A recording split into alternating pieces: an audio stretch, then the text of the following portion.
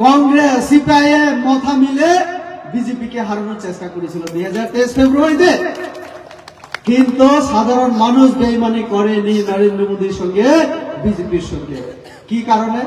কারণ আমরা যে 5 বছর আমরা জোড়া তালি দিয়ে হলেও, আইপিএফটি অনেক শয়তানি করলেও আমরা কিন্তু মানুষের সাথে বেইমানি করিনি।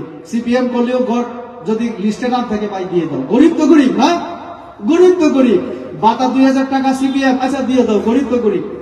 তার জন্য মানুষ বিজেপিকে দ্বিতীয়বার, আমি আজকে বলতে পারি প্রধানমন্ত্রী আবার আসার পরে ত্রিপুরা রাজ্য আবার বিজেপি আসবে, 2028 নির্বাচন হলে আসবে।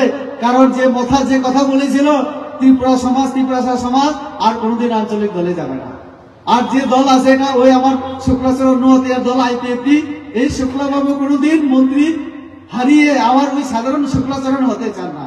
তিনি সারা জীবন আমাদের সঙ্গে থাকবেন আমার যা মনে হচ্ছে। কারণ ওনাকে তো এখন আইপিএফটি কম বিজেপি বেশি লাগে, ঠিক তো আমার কথা?